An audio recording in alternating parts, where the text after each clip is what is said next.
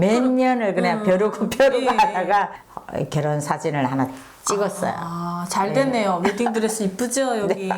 너무 이쁘고. 그러니까 아, 진짜 이거 메인이야 다 해줘. 예, 근데 사진도 되게 이렇게 어떻게 포토샵이라 해서 찍었는지 어떻게 진짜 살도 싹싹싹 가려주고 예, 너무 이쁘게 된 거예요. 그래서 지금도 바탕화면에 그 사진을 우리 남편하고 저하고 둘 다 바탕화면 사진이 그 사진이에요. 그럼 그렇게 이제 계시다가 탈북을 어떻게 하게 되신 거예요? 북한에는 이 대한민국처럼 가정폭력에 대해서 이렇게 막 떠들고 이러지 않잖아요. 그렇죠. 우리 옆집에서 이제 그 남편이 아내를 두드려 펴도 그냥 맞을 짓을 해서 맞았구나 이러잖아요.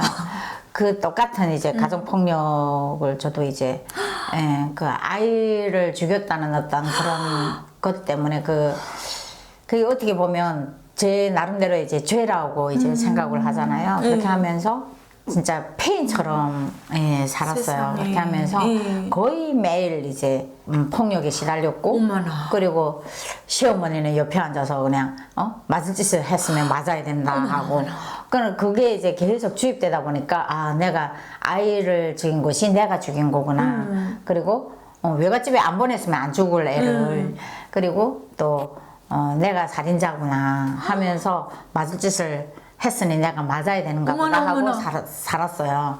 그러다가 어느 날에는 그냥 이렇게 살기 싫은 거예요. 그래서 이제 자살하려고 북한에는 또 이 농촌에는 이제 이런 높은 집들 없으니까 어디 가서 떨어져 죽을 일도 없고 그래가지고 저는 이제 북한에서 제일 흔한 게 이제 양재물이잖아요. 그래서 양재물 마시고 죽으려고 진짜 부모님한테 유서 다 쓰고 또 남동생 하나 있어요. 그래서 남동생한테 부모님 잘 부탁한다고 그 유서 다 쓰고 그리고 너무 진짜 내가 이렇게 그냥 이제는 딸한테 가서 딸하고 같이 살리라 하면서 양재물을 이제 마시려고 입에 딱 댔는데 어머나. 그때 이제 저는 제가 이제 지금 크리스찬인데 그 지혜를 하나님께서 갑자기 주신 것 같아요. 제가 그때는 하나님 믿지 않을 때라도 거기는 믿을 수가 없지. 네. 김일성이가 하나님이니까.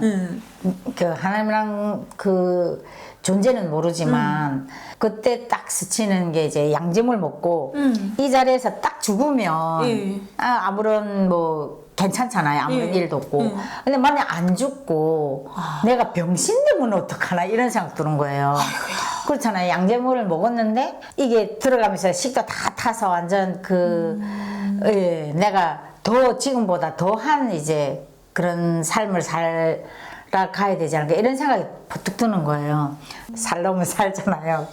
이게 마실 수가 없는 거예요. 세상에. 그래서 이제 거기에서는 피했는데 이제 그렇게 하고 이제 몇 달 살다 보니까 어느 날 이제 또 이제 밤 12시면 폭력이 시작되거든요. 그래서 폭력이 시작될 거라는 그 생각 딱 하니까 오늘까지 맞으면 내가 죽을 것 같은 거예요. 그래가지고 안 되겠다 싶어서 그 농촌은 부엌에 이제 들어오는 문이 있고 정지를 거쳐서 옷방으로 들어가잖아요. 근데 옷방에도 또 바깥으로 통하는 문이 있어요. 거기를 그냥 그 잠옷바람을 뭐 북한은 잠옷이랑 따로 없지만은 잘 때는 그래도 이제 그 간단하게 입잖아요. 치마 입고 그다음에 위에도 짧은 옷 입고 그 상태로 5월달에 정말 그 추울 때인데 정말 쓰레빠만 신고 거기서 이제 탈출을 했어요. 도망을 쳤구나. 그렇게 해서 거기서 도망쳐서 저희 집까지 이제 기차 타고 1시간 가는데 집으로 갔는데 아버지가 저를 보고 쓰러진 거예요. 어머나. 딸이 저는 그래도 이렇게 통통하고 되게 그런 그 모습이었어요. 그런데 이제 애기 죽고 1년도 안 된 사이에 제가 완전 이렇게 그 꼴이 진짜 말 아니고 그러니까 아버지가 저의 모습을 보고 이제 거기서 쓰러져서 3개월 있다가 이제 아버지가 또 돌아가셨어요. 그래서 1년도 안 된 사이에 정말 가장 사랑하는 딸 또 아빠 돌아가시고 나니까 내가 막 제정신. 예, 제정신이 아니고 아버지가 이제 집안을 다 일으켜 세웠는데 아버지가 돌아가시고 그리고 그때부터 이제 제가 완전 다른 사람으로 이제 변하는 거예요. 그러니까 이전에는 정말 한마디로 말하면 똑부러지고 제가 학교 때도 제 별명이 이제 꼬마 선생님이랄 정도로 되게 똑부러지던 아이였는데 이제 결혼 그 3년 동안 완전 자존감은 무너지고 그리고 나라는 사람은 전혀 없었고 그리고 그때부터 또 이제 신경이 날카로워지면서 가장 만만한 게 엄마하고 동생이잖아요. 그러니까 이제 엄마하고 동생이 한마디만 뭐라고 해도 제가 신경이 정말 폭발하고. 극도에 올라가지고 이렇게 말 못하게 하고 그래서 동생하고 엄마는 제 앞에서는 정말 이런 방구도 말 못하는 진짜 시한폭탄이에요. 예, 진짜 시한폭탄이었죠. 그런데 또 집안을 이렇게 바라보니까 집은 완전 지금 벌써 망해가고 저 때문에 또 그 집안이 망하게 됐다는 그 생각 모든 게 그러니까 다 내 탓으로 다 내 느끼게 탓이었고 되셨나 봐요. 그래도 집안에서 제가 장녀로서 그래도 또 그래 뭐 아버지도 솔직히 3개월 동안 아무 미움도 못 드시고 돌아가셨거든요. 그러다 보니까 그때는 97년도는 정말 호랑이가 담배 피울 때죠. 그때는 막 지금처럼 뭐 돈을 그렇게 많이 주고 건널 때도 아니고 그렇죠. 예. 그때 아마 북한의 아사자가 막 무더기로 나올 예, 때. 많이 이제 죽어나갔고 죽은 사람들을 흔치 않게 볼 때죠. 옆에서 그냥 그럴 때인데 이제 저희도 그 아버지가 돌아가시고 집안 재산 다 갖다 팔았는데도 불구하고 그 다음부터는 먹을 게 없어가지고 그럴 때거든요. 그래서 내가 또 나서서 우리 가족을 먹여 살려야지 이런 생각하고 떠났는데 그런데 저희는 또 너무 그 감사했던 게 아버지 친척들이 이제 중국에 있어요. 그래서 중국이라는데 고모 집에 한번 가보자 그런 마음을 이제 가지고 그래서 중국 그 친척들한테 좀 도움 받을 수 있을까 하고 떠났던 게 친척들하고 연결이 안 되니까 그 북한에서 연결을 하려면 많은 노력을 해야 되잖아요. 그 과정이 쉽지 않았을 것 같아요. 그게 안 돼가지고 그래서 무작정 그냥 그 함흥에서부터 이제 국경까지 가려면 멀잖아요. 근데 북한에서는 또 여행증도 마음대로 뗄 수가 없고 그쵸. 기차도 마음대로 탈 수 없으니까 정말 우리가 말하는 도둑 기차 타고 막 숨어 다니면서 진짜 이렇게 그 계단 밑에도 숨어보고 그리고 이제 그 군인들이 카드 놀이를 하는 거기에 엎드려가지고 제 위에다가 보자기를 씌우고 카드 놀이를 하면서 그렇게 해서 국경까지 갔는데 국경에서도 그 세관 앞에서 거의 한 달을 줄쳐 있었는데 이제 한 달 동안 이제 친척들한테서 연락 없으니까 그래도 국경 지역에 와서 네. 친척들의 주소는 알아가지고 주소와 그쪽으로 연락을 보냈나 봐요. 주소와 그 전화번호를 알았어요. 왜냐면 저희 그 큰아버지하고 고모가 우리 집에 한번 방문했었거든요. 그러다 보니까 중국하고는 좀 약간 연계가 있어서 근데 연락이 안 되니까 거기 그 제가 거주하고 있던 그 집 그 주인이 차라리 들어갔다 나오라고. 그게 빠르지. 예, 그게 빠르지. 근데 그때 그 국경에 있는 분들은 중국으로 들어갔다 나갔다 막 밀수도 하고 그런 것들이 비일했는데 저희 함흥에는 그런 거를 전혀 모를 때요. 그쪽은 안쪽이잖아요. 예, 안쪽이라서 완전 굶어 죽으면서 수령님 맞아. 장관님한테 모르는 미친. 그럴 때예요. 그리고 솔직히 고난의 행군 때 아사자가 가장 많이 난 것도 함흥이래요. 그렇게 해도 되냐 해서 군인을 한 명 이제 소개시켜줘서 그분한테 지금도 그분한테 너무 미안한 게 제가 그분이 6개월 후면 제대된다고 그래가지고 북한은 이제 10년을 군복무하다 보니까 그쵸. 제대돼서 들어가면 장가를 가야 되잖아요. 맞아요. 그래서 장가 갈 때 입을 양복지를 한번 해주겠다. 약속을 했고. 그 약속을 하고 제가 건너갔어요. 아이고. 근데 그렇게 해서 그런 일 때문에 그렇게 건너갔는데 원래는 열흘 있다가 다시 나오려고 다 약속하고 그런 약속도 하고 건너갔는데 중국이라는 사회를 보니까 정말 천국에 간 느낌? 김일성은 우리 민들에게 이 밥에 고깃밥에 맞아요. 기아등 같은 뭐 고래등 기아집을 쓰고 살게 해주겠다고 이야기했던 게 몇십 년 되도록 이루어지지 않았는데 중국에 오니까 진짜 오늘 햄밥이 이제 내일 가면 못 먹는다고 그걸 다 짐승 주고 그런 것들을 보면서 그 친척집 찾아 들어간 거죠. 솔직히 오고 싶지 않아서 그러다가 지금 오늘까지 고향에는 못 가보고 돌아가고 그래서 그 그렇게 해서 국경경비대 군인한테 장가 갈 때 양복을 해 입고 갈 수 있는 양복지도 못 해주신 거예요. 지금 미안하죠. 북한은 뭐 거의 그렇게 해 입고 여기처럼 뭐 웨딩 샵에 가서 뭐 맞추고 이런 게 없었어요. 없으니까 여기 결혼식 혹시 보셨어요? 남편하고 이제 만났는데 남편이 어느 날 제가 친구들한테 이제 소개를 했었어요. 그랬는데 이제 한국은 남친, 여친 이런 말 많이 하잖아요. 남자친구, 여자친구. 그쵸. 그래서 저는 뭐라고 소개하겠어요. 결혼식도 안 했는데. 그래서 남자친구라고 소개했었어요. 근데 이게 북한 남자들은 이게 남성주의 이런 게 있어가지고 강하지.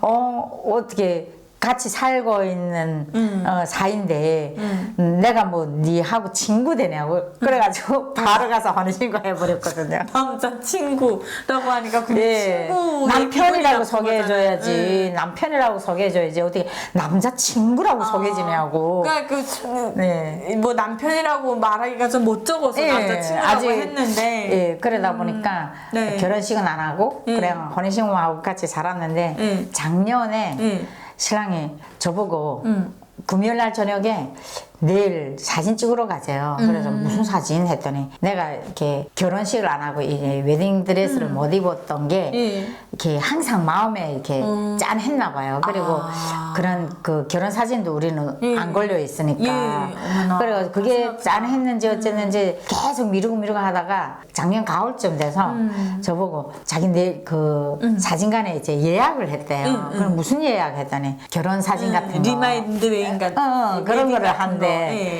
아니 나 이렇게 뚱뚱하고 웨딩드레스도 이거 그 미리 전에 좀 이야기하면 며칠 굶어서라도 이게 다이어트도 하고 그 입어야 되는데 근데 그런 말을 하면서도 속으로는 좋더라고요. 그래가지고 그렇죠. 당연히 여자 사회를 가서 진짜 드레스 입고 사진 찍고 그거를 이제 작년에 몇 년을 그냥 벼르고 하다가 결혼 사진을 하나 찍었어요.